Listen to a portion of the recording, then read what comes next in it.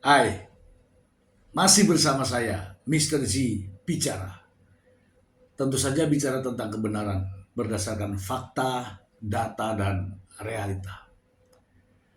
Teman-teman, ini masih menarik perhatian publik terkait dengan perseteruan antara Dr.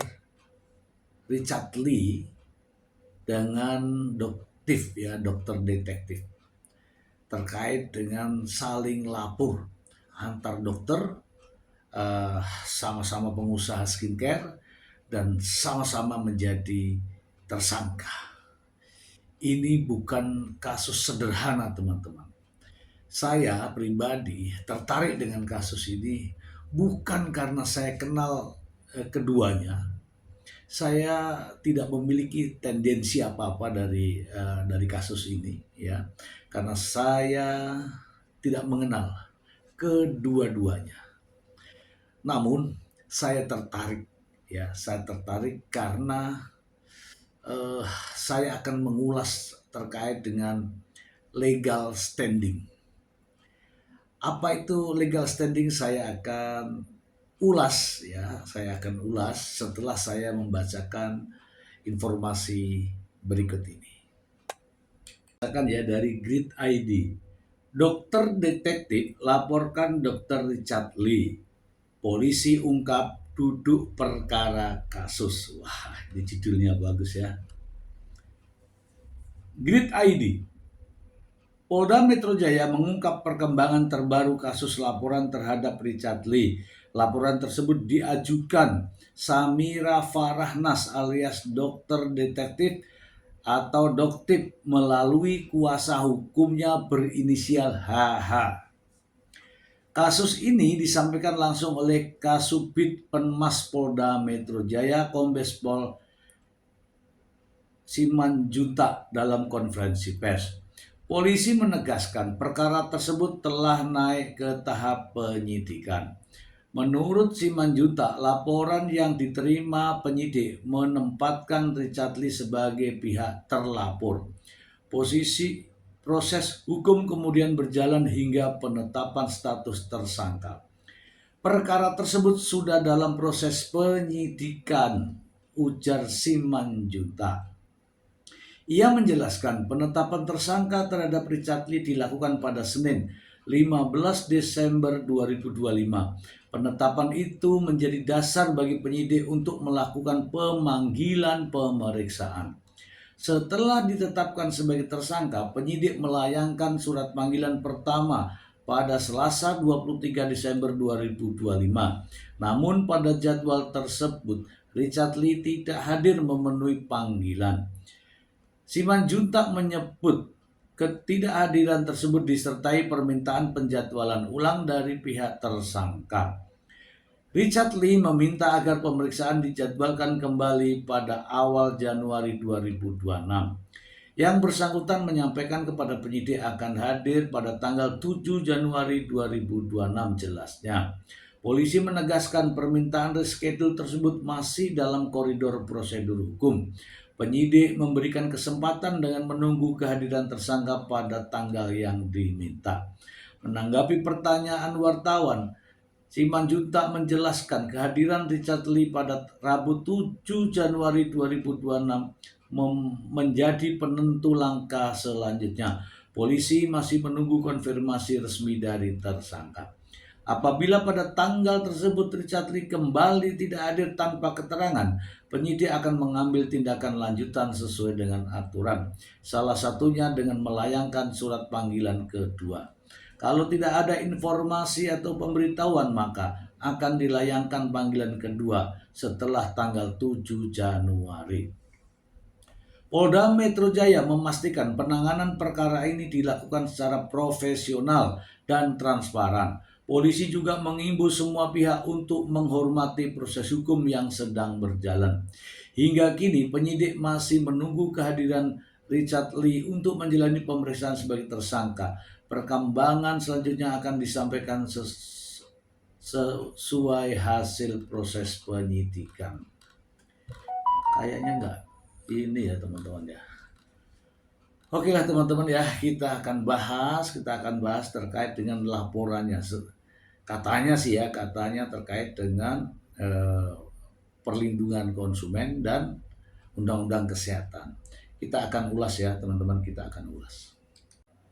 Teman-teman, jadi terkait dengan laporan dokter Samira ini, katanya ya terkait dengan pelanggaran undang-undang perlindungan konsumen. Dan yang melapor adalah penasihat hukum daripada dokter Samira ini, dokter detektif ini. Saya tidak tahu apa legal standing daripada dokter detektif ini melaporkan dokter Richard Lee terkait dengan undang-undang perlindungan konsumen. Apa kepentingannya gitu loh ya, apa kepentingannya atau apa dasar hukumnya sehingga dokter detektif ini melaporkan dokter Richard Lee. Apakah dokter detektif ini sebagai konsumen yang merasa dirugikan atau sebagai pesaing ya gitu ya teman-teman ya. Jadi disinilah kita perlu tahu ya legal standing kalau ini terkait dengan undang-undang perlindungan konsumen. Kenapa? Karena begini teman-teman.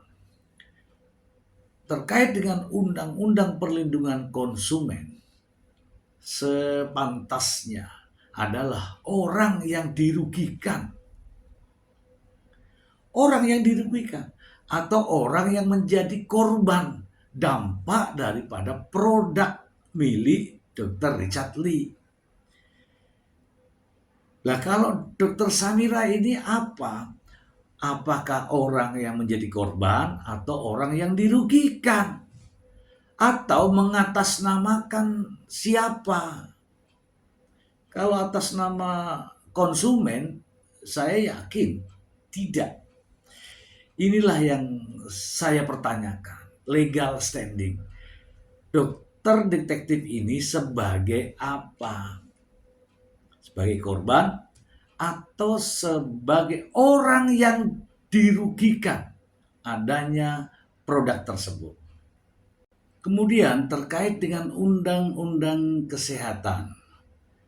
Ya, undang-undang kesehatan saya melihat dari pasal 435 ya. Orang yang memproduksi atau mendistribusikan. Nah, pertanyaannya sekarang,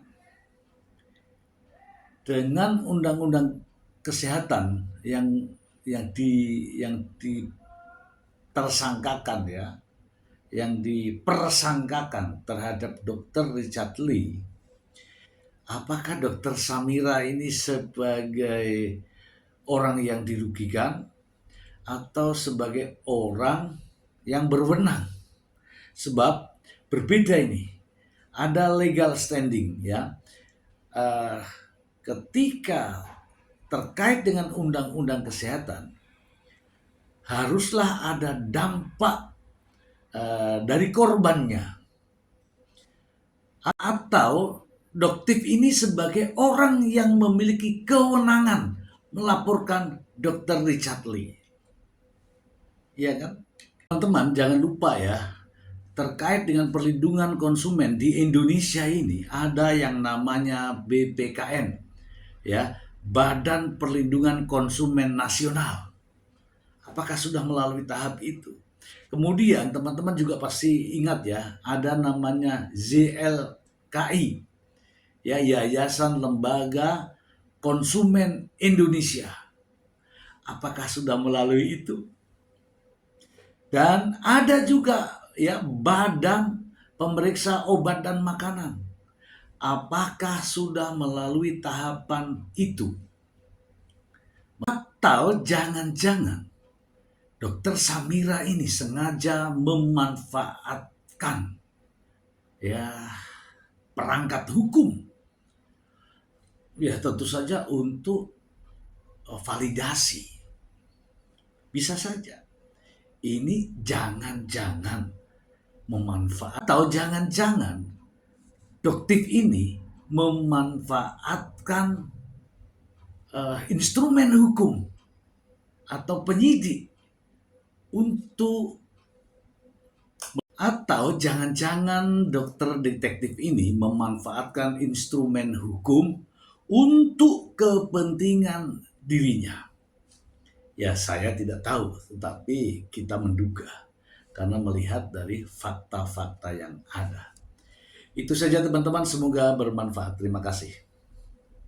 Bye.